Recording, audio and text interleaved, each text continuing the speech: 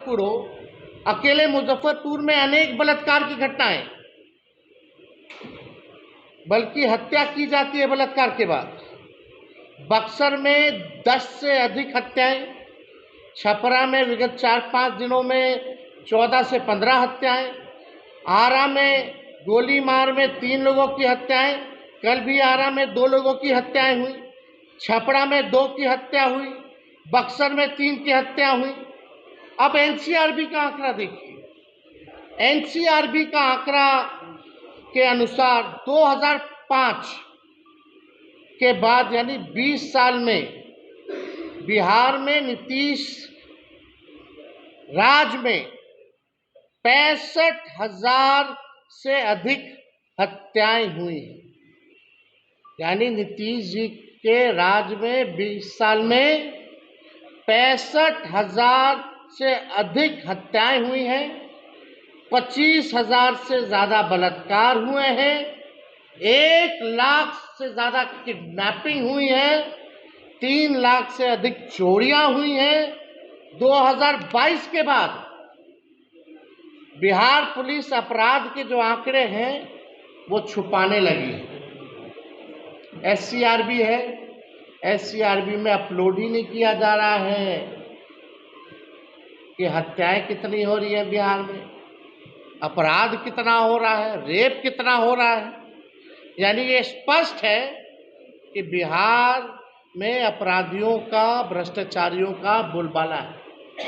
और पुलिस जो है यहाँ की, वो अपराध को छुपाने में लगी हुई है।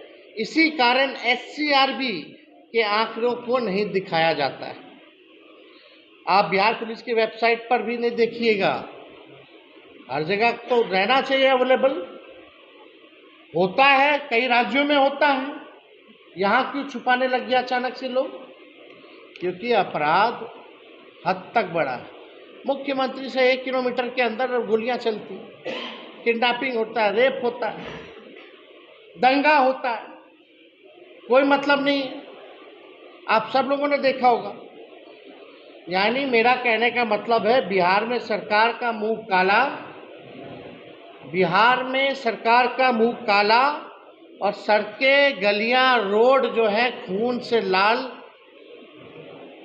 हो चुकी है। ये बिहार की स्थिति है। सरकार का मुंह काला और सड़कें और गलियां खून के लाल रंगों से रंगी हुई है। सरकार की शर्म मर चुकी है। नीतीश कुमार जी, नरेंद्र मोदी जी के आंखों का पानी सूख चुका है। मुजफ्फरपुर बालिका गृह कांड का क्या हुआ? आज वैसी घटनाएं कितना बालिका गृह में हो रहा है, इसमें सरकार को जवाब देना चाहिए। इस निर्मम, निकम्मी और नकारा सरकार की संवेदना शून्य हो चुकी है।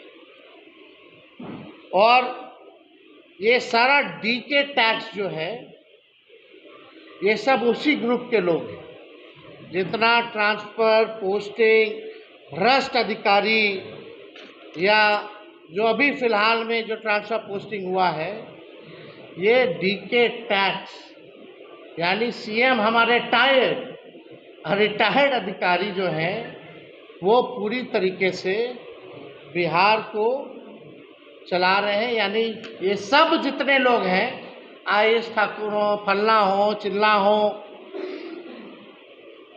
जितना ट्रांसफर पोस्टिंग, जितना भ्रष्ट लोग हैं, ये सब डीके गैंग के लोग हैं। ये स्थिति जो है पूरे बिहार में हो चुकी है। तो आज हमको लगा कि ये जो झूठा जो कार्रवाई अमंगल पांडे जी ने किया है, इसका पर्दाफाश जो है किया जाए। आखिर क्यों नहीं आईएएस ठाकुर को निकाला गया, और जिस पे हमने कार्रवाई की थी वो वापस कैसे आ गया? फिर दिखावटी कार्रवाई के लिए आप उसको बाहर कर रहे हो।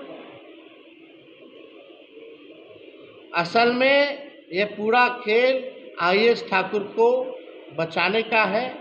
और नोट कर लीजिए, जब तक पीएमसीएच का निर्माण चलता रहेगा 5,000 करोड़ का, तब तक आईएएस ठाकुर को ये लोग नहीं निकालने वाले।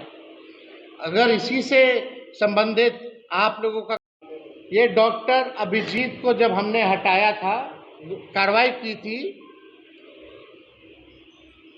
उसका विरुद्ध जो आरोप पत्र जो गठित किया गया था, ये उसका चिट्ठी है, नोटिस है। सारा एविडेंस के साथ हम लोग जो है बात कर रहे हैं। और एक अखबार में ये भी निकाला गया कि पीएमसीएच ने उप मुख्यमंत्री के निरीक्षण के 9 दिन बाद मांगा स्पष्टीकरण। आप देखिएगा, अब ये डॉक्टर सरफराज का अपॉइंटमेंट, जब डॉक्टर अभिजीत को हटा करके डॉक्टर सरफराज को जब हमने रखा था, तो इसका अपॉइंटमेंट भी है। और तीसरा, जो आईएस ठाकुर को एक्सटेंशन मिला, जो डायरेक्ट मुख्यमंत्री जी से कराया गया था, ये उसका भी नोटिफिकेशन हमारे पास। अब अभिजीत जी के खिलाफ जो आरोप पत्र है, ये सारा जो नोटिस है हम आप लोगों को उपलब्ध भी करा देंगे कि ये सिस्टम जो है कैसे जो है चल रहा है। ये बदहाल व्यवस्था, मतलब आप समझिए कि मंगल पांडे जी ने अमंगल कर दिया। ये बंगाल के बीजेपी के प्रभारी भी हैं, बिहार में कम ध्यान है, अब बंगाल में ज़्यादा नेता विरोधी बन करके वहाँ ज़्यादा गाली देने का काम करते हैं। वहाँ की सरकार को अपना काम नहीं देख रहे, अपनी जिम्मेदारियों को नहीं देख रहे। बिहार कम, बंगाल ज़्यादा। ये पूरा ये कॉकस सिस्टम भ्रष्ट लोगों का, रिटायर्ड लोगों का बिहार में चलाया जा रहा है।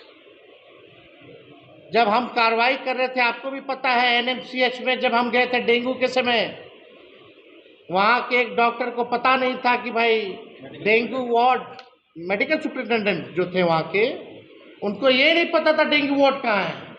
हमने जब कार्रवाई की तो पूरा एसोसिएशन हमारे खिलाफ था, लेकिन हम झुके नहीं, कार्रवाई किए। और हमारे हटते ही वही व्यक्ति एनएमसीएच में वापस आ गया, चाहे पीएमसीएच हो, एनएमसीएच हो। जिन जिन लोगों पे हम लोगों ने कार्रवाई की, वो पुराना सब लोगों को सरकार हटते ही 1-2 दिन भी नहीं, मंत्री का विभाग भी तय नहीं हुआ, मुख्यमंत्री से सब लोग जाके करा लिए। इतना भी विलंब नहीं था, ये सारा काम करें। तो ये स्वास्थ्य विभाग पे ये जवाब देना चाहिए इन लोगों को कि जो बातें हम रख रहे हैं वो सत्य है कि नहीं है, इनको जवाब देना हो। लोग बेबस हैं, किसी से भी पूछे, लोगों को पीएमसीएच हो, आईजीएमएस हो, बेड नहीं मिलता है। अब बेड क्यों नहीं मिलता है, लोगों का कहना है। लोग ये कहते हैं कि मंत्री जी तक जो है ये बात जाती है, और मंत्री जी के स्टाफ सब बेड बेचने का काम करते हैं, जरूरतमंदों को बेड नहीं मिल पाता। ये कैसा सिस्टम है? पूरी तरीके से इन लोगों ने बिहार को बर्बाद कर देने का काम किया। अब आइए, चारों तरफ लूट, रंगदारी, बलात्कार, हत्या ही बिहार में।